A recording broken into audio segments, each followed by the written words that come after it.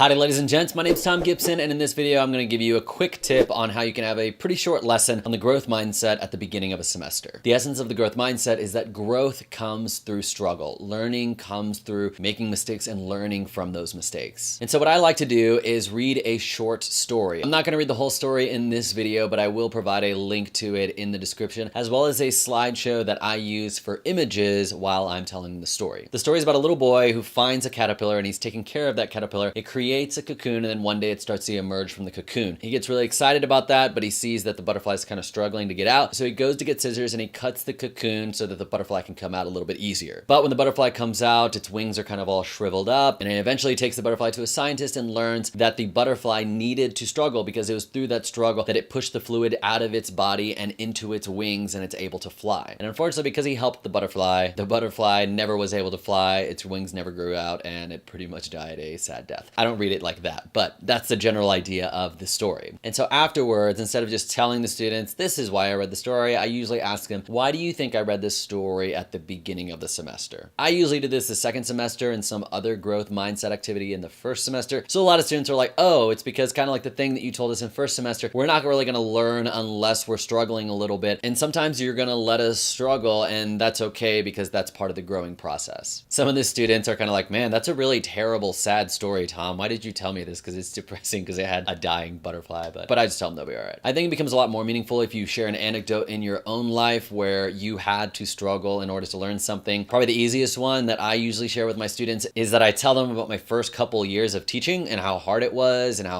to learn how to write lessons and learn how to make tests that made sense and learn how to manage a classroom so it wasn't chaos and learn what to do if a student was being disrespectful or not listening, or learning how to make my classroom a really fun classroom. And I say that first year was really hard because I didn't know how to do a lot of those things, and there was chaos in my classroom, and a lot of times it wasn't really fun, and I would go home and I was exhausted and I was tired. But over the years I got a little bit better and learned a little bit more, and I'm now in my 7th year of teaching and I've still got a ton to learn, but I feel I'm at a place now where I get really positive feedback from both my students and the parents about their experience in my class. And I don't think that would ever have happened had I not gone through the struggles of those first couple of years of really beginning to learn the craft. I also end up having a poster that kind of looks like this, where it talks about the attributes of a growth mindset and the attributes of a fixed mindset. And I'll read through those and kind of compare them, and if I have examples of that in my life, I'll share those examples, particularly the ones that say a growth mindset kind of embraces a challenge, whereas a fixed mindset kind of avoids challenges. I talk about how I was really good at math all through elementary, middle, and high school until I got to my senior year, and it was the first time that math was difficult for me. But instead of really wanting to rise to the challenge, a part of me wanted to be put in an easier math class because I didn't like that feeling of like, oh, I don't feel smart and all these other people get it, and this is hard. I'm supposed to be like a math person. This is like my thing. And I tell the students that I really had a fixed mindset there, and that I wish that I had more of an approach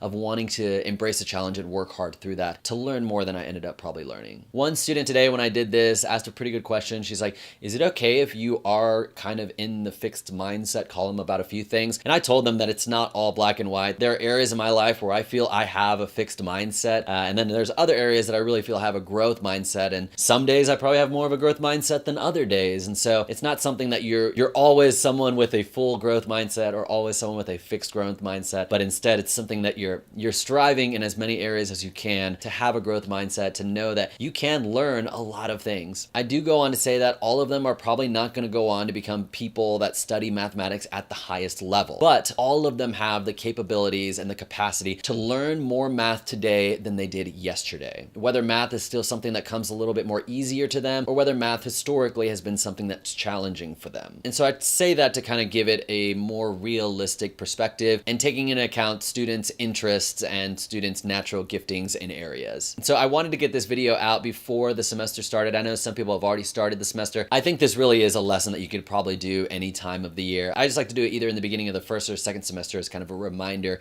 going into the semester. And so if you have questions about this or ideas of how you teach this growth mindset to your students, let me know in the comments. And if you'd like to stay in the loop with any upcoming videos revolving education and classroom tips, hit subscribe. If this video was helpful, hit the like button so more educators can find it. My name is Thom Gibson. I hope you learned something today, and hopefully I will see you in the next video.